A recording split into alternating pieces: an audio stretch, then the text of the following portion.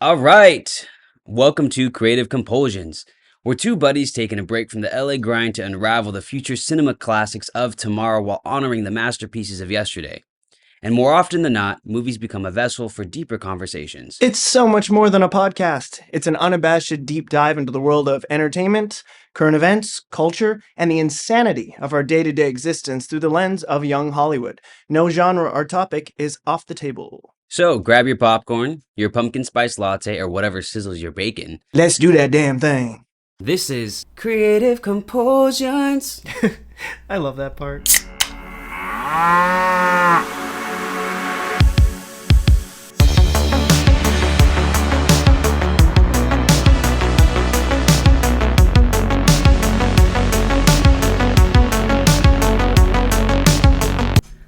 All right. I am, of course, your host, actor Martin Martinez. And I am part goof, part truth.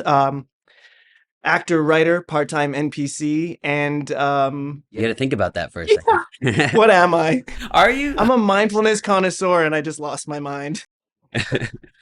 In this episode, as part of our sneak peek series, we are chauffeured to Hollywood to rub shoulders with the cast of Saltburn at an exclusive screening led by Oscar nominee Barry Keoghan, Euphoria's Jacob Elordi, and Gran Turismo's Archie Madekwe, with Richard E. Grant, Rosamund Pike, and Carey Mulligan rounding out the cast of this eccentric film riddled with obsession and offbeat humor.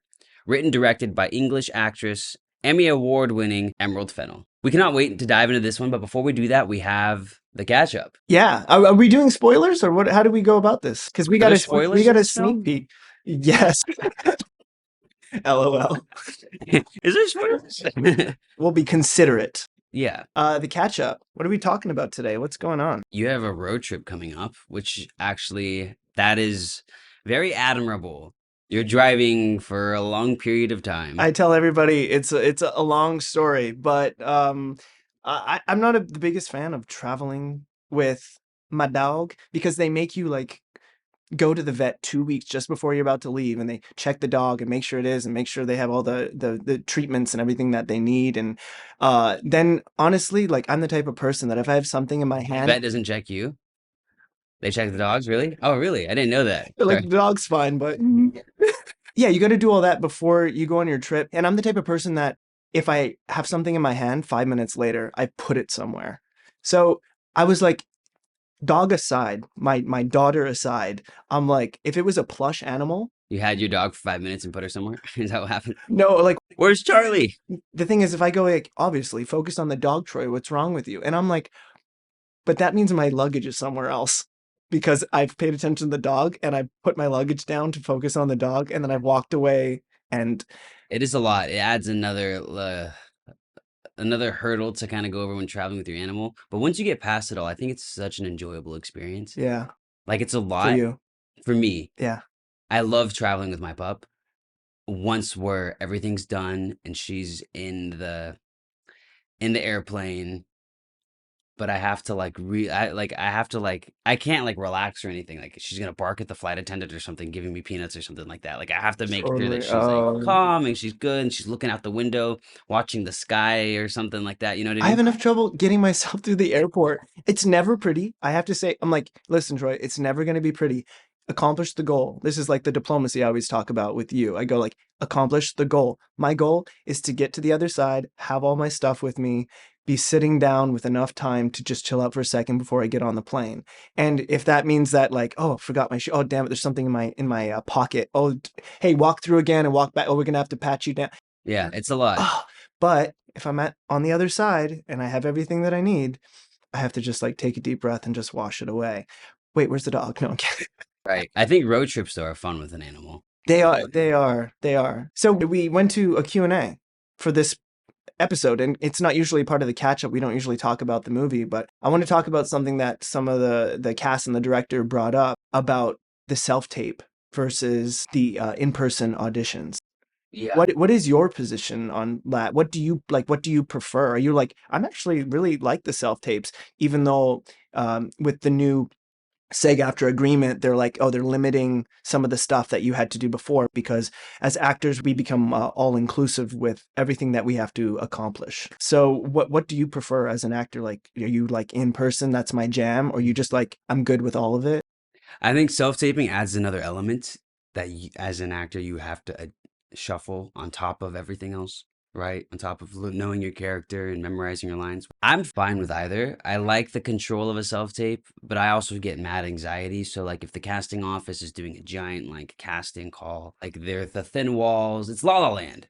It's like the thin walls. You can hear the other guy in the room. Ryan Gosling talks about this in an interview. He's like, Yeah. you go in and you're just like sitting in traffic for an hour. You're trying to learn your lines. You go and you can hear the other person in your room. You're trying to think not to do it like him. He's Yeah. like, you walk in with the cowboy I'm hat. I'm la la la la la when it came to stuff like that because I'm a mimic, and if I hear someone deliver a better choice than what I was thinking about going in there with, I'm like, I'm doing that instead, and then I end up just doing what they did, and Yeah. it doesn't help anything. So yeah, And then he's like, you realize that you're not the only one that was wearing the cowboy hat. And then you go and they say, okay, cool, thanks. You get out there and you're like, what the heck? You get a parking ticket. yeah. If you yeah, You get a parking because then yeah, sorry, because there's no I parking. got PTSD. I So know. Right?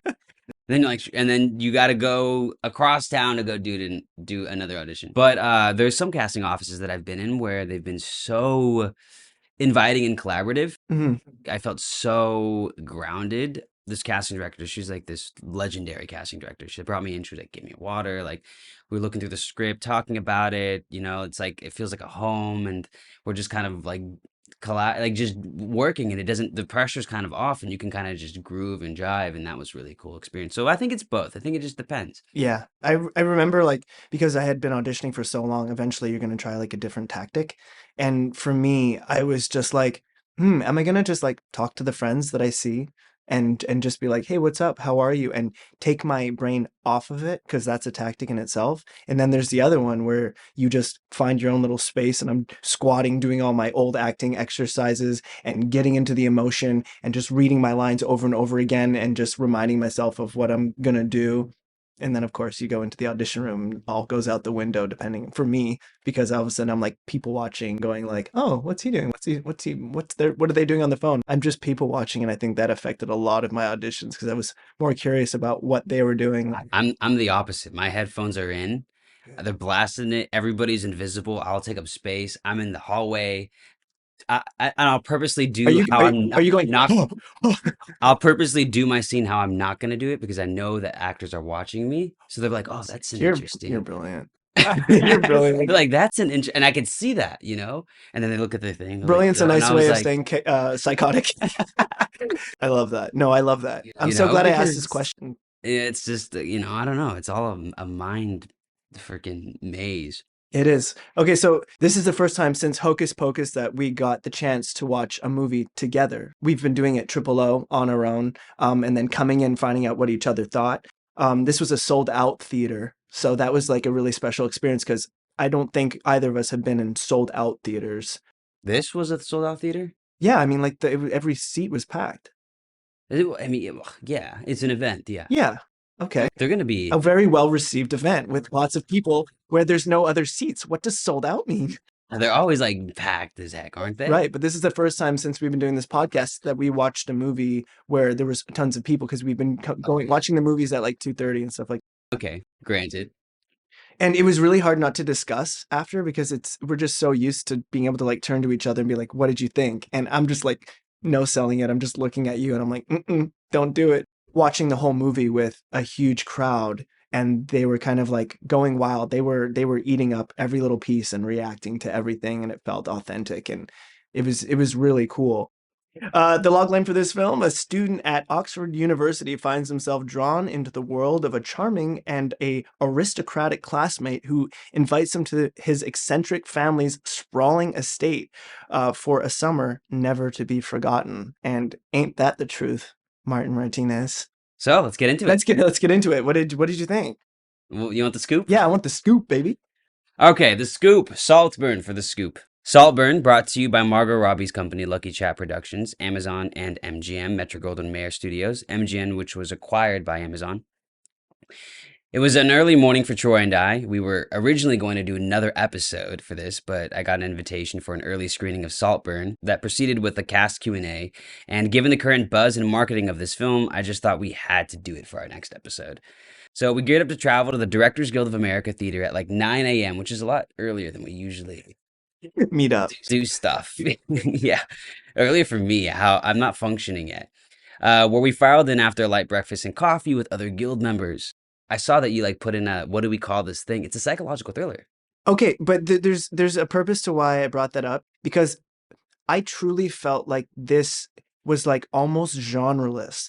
The level of humor to drama to psychological to thriller to the eccentric parts of this film. You used a few adjectives that I wish that I had could remember, but it's absolutely zany, but grounded in every way for me. But Got you, got you. I would say overall, it's a psychological thriller, right?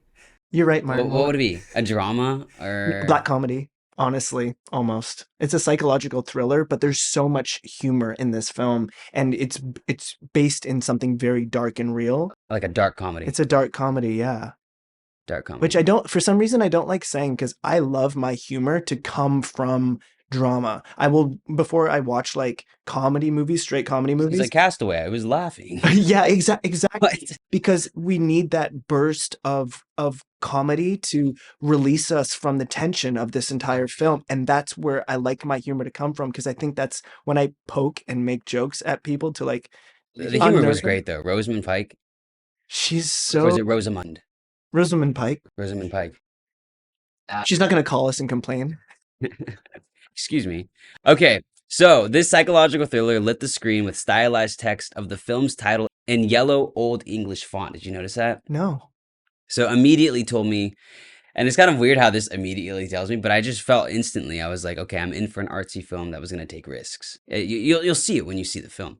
And not just any average risks, but risks that envelop you into a world of lust, envy, and toxic elitism, according to New York Times. According to the New York Times. We need to do that every time. We do.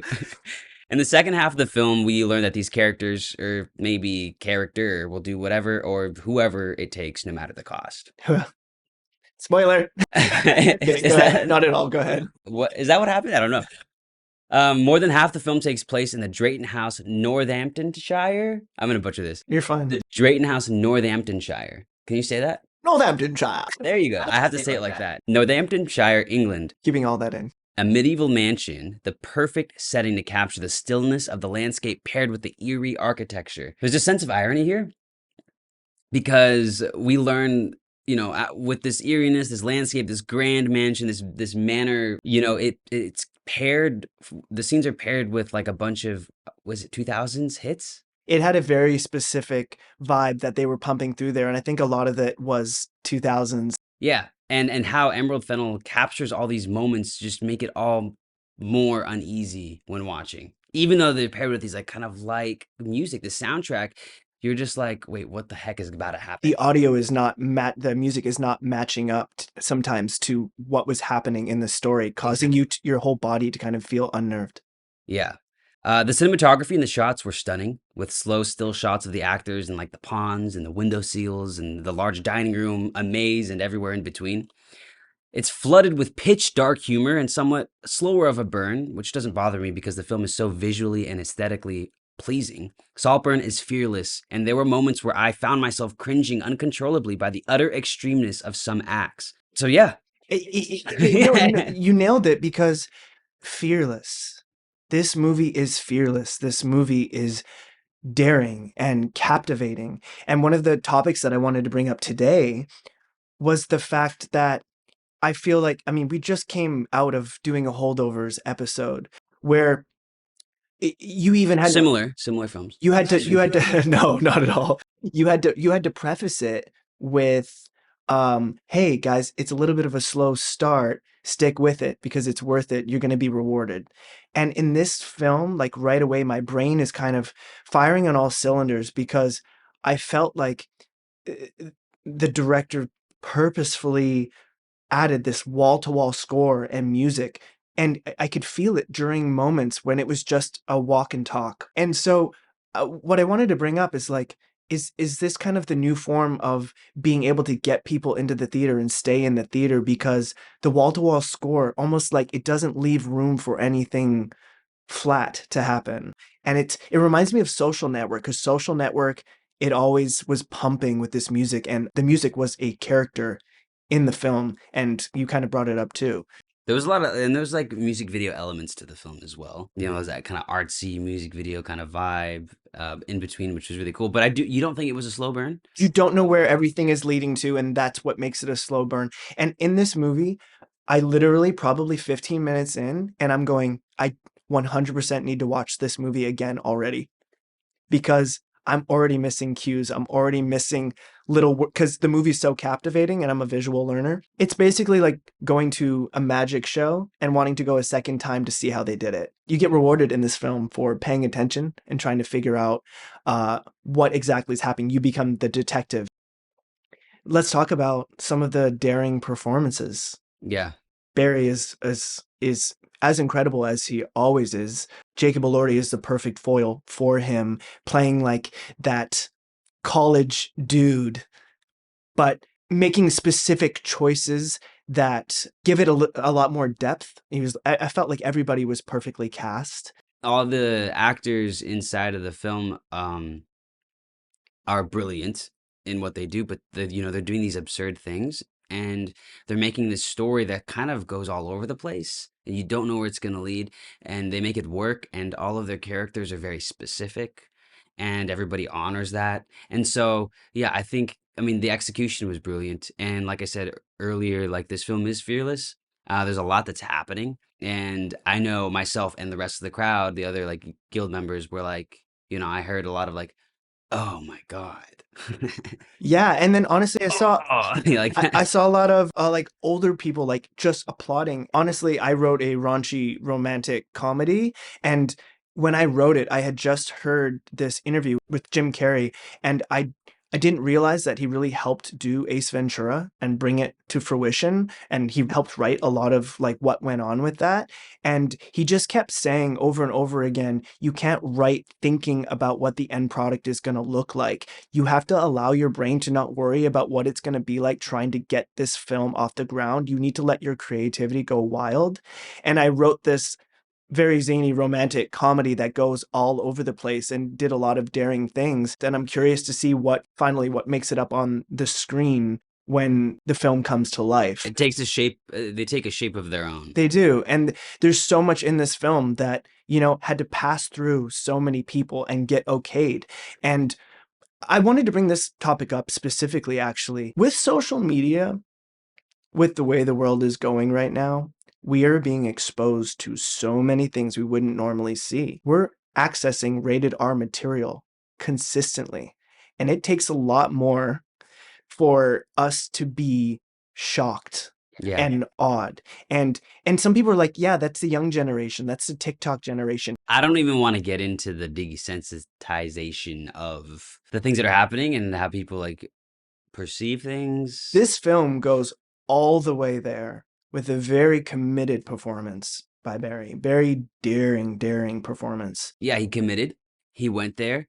He relinquished control and committed to the part. You're right. And it's honestly, it's one of those projects that can really do some substantial things to your career. It's like American Psycho or like, I don't know, like Risky Business. Yeah. It's like things that Yeah, and they become iconic performances, or they could become the thing that people go like, oof, that didn't come off well. Well, this movie does it, and does it extremely well, and honestly is the type of movie where I go, I need to get back auditioning. I need to get back out there. Because there's a guy with a very similar caricature to what I have, and I'm like, I want that role. He was so good in this and captivating. And when you talk about the slow burn, it's true. There's a lot of nuances to the character that you don't truly find out, and it builds and builds and builds, yeah. but never boring. And you end up having this actor doing these like kind of absurd things. You're like, what is happening? And it's happening, and it just keeps happening, and those things just keep happening. So it's cool. And Jacob Elordi, I think it was a really cool light to see him in this kind of like artsy art house kind of vibe.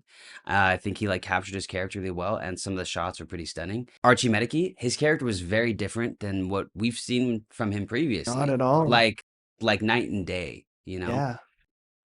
So that was really interesting to see that facet of him. And going back to what I was saying before, there's a guy in front of me and he's applauding it, and he's obviously an older gentleman. I'm kind of observing that guy who's able to applaud, because guess what? There's a person that you're hearing going, clutching their pearls and going, what the hell am I seeing? This film is not for the lighthearted at all. There's a lot of people that are in denial in this film, and I found it fascinating to watch because I work so hard to never be that.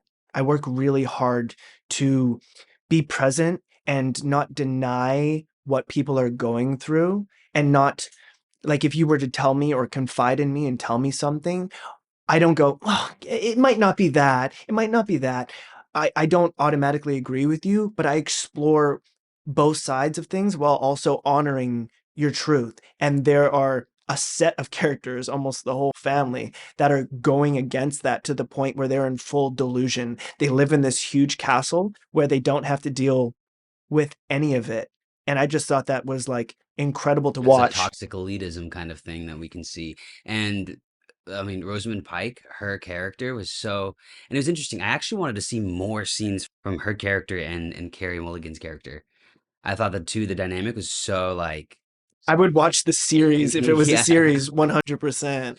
But it was and she gives us backhanded passive aggressive compliments and everything like that. She's probably the epitome of my anxiety, like in real life, because the type of person that like makes you like just super self-aware and self-conscious. But they're not gonna say it. They're gonna like tiptoe around it. They're gonna make you feel like you don't belong kind of thing. And then be completely fake to your face. They're gonna And take you're it. like, They're what taking is advantage. reality? Yeah. Um Richard E. Grant, his character is like really big and kind of goofy in a way, kind of rambunctious and goofy, and it kind of alleviated Um, the tone through the film. It kind of did that, like you talked about earlier, that kind of break of if things are going like what is happening. When his character came into frame, it's like it brings a different tone to it, right? and it all worked, and that's a testament to the director on being, they had I think they said they had like a 2-week rehearsal period for this, and you can see it. You can see that I mean, the director said that Rosamund Pike lived At the manor. at the manor. That's nice, right? No, but it's cool. But also, That's she very said, nice. She's like, I won't take the hotel, guys. I'll take the mansion just while we're shooting and stuff like that. This is like, how big is this place? and Imagine. because, yeah, It adds to her character. It adds to her character because she's like the mother of the home, and she is an extension. The home is an extension of her, kind of, and that's what we see in the film. And then the actors were talking about it, like Barry and Jacob and Archie were talking about how like whenever they started working, she would walk down the staircase like it's because it's her place. Maybe she's waking up for breakfast or something. there's certain things you can't act. Yeah. There's certain things you don't need to act, and Hopefully she wasn't method.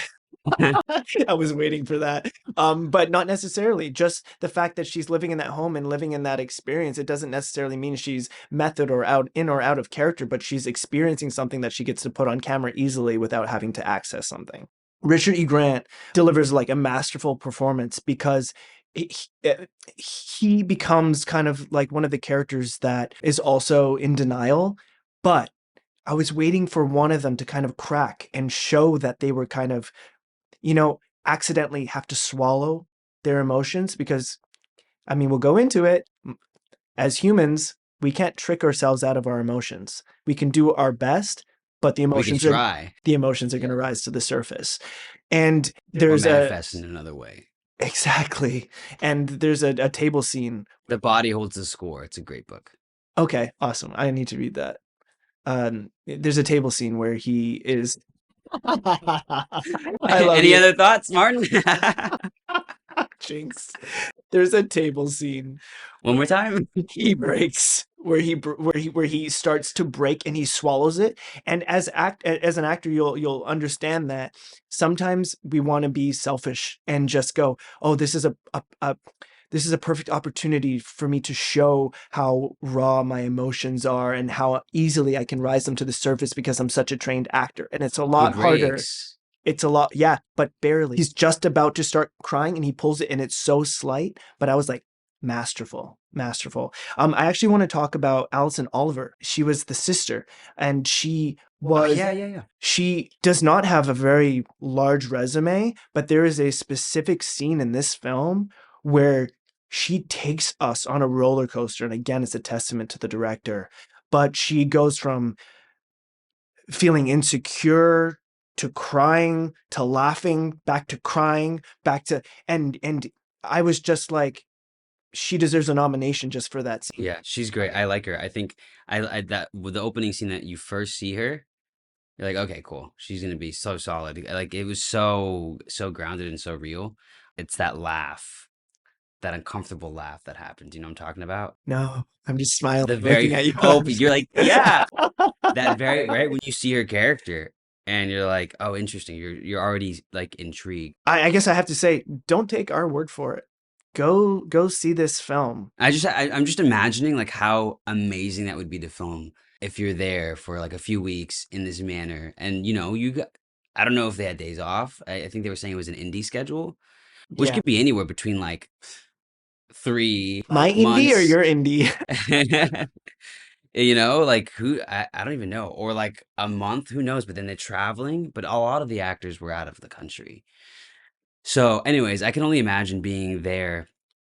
I could also think that all the actors could be stationed there too, right? For like instead of like a hotel, like there's just so many rooms. It would That would benefit the be film. that would be so amazing, I think. You want to take us out? Sure. So the film slowly submerges you in a sea of uneasiness. I mean, one particular scene for me was the table scene that we talked about, which I think is what you're talking about earlier. That left my hands cold and clammy and uncomfortable and itching to crawl out of my skin. My anxiousness was like on full throttle from that scene. And there are like all these cuts, and you're like, oh, what is happening? And you could feel it in the audience as well in the theater. Like it was like silent and people are like moving their hands Somebody was sweat. literally going. Yeah. They're So tapping I on their literally had to turn around and just be like, "What's happening behind me?" because everyone now is hyper aware because in that scene everybody's hyper aware but ignoring it. Yeah, And that I was like, oh my gosh, I'm gonna have a panic attack. the Directors Guild of America. No, I actually thought I was gonna have a panic attack. I was like, you know what? Iconic. No. Vibes. No, but yeah, it was pretty gnarly. So the verdict, Saltburn, is a total vibe. A vibe that includes pitch dark humor, sexuality, homoerotic tension, and then I put insert more thoughts here. I want to keep that in. Keep going. Saltburn is the color of crimson, shots that leave you shocked, and a day buzz that goes terribly, terribly wrong. Oof. Go see this film, guys. It's amazing. This has been another Creative Compulsion. We might not be doing an episode for the holidays. Yeah, so tune in a couple weeks for our next episode. We're gonna take a little bit of a breaky, and I think we all deserve it. We just started this podcast; it kind of came out of nowhere, and we're gonna take a break for the holidays, and we'll be back. Safe travels on your road trip, Thank you. and have a good holidays, Thank you. Thanksgiving, whatever it is you do. Wow! Creative Compulsions.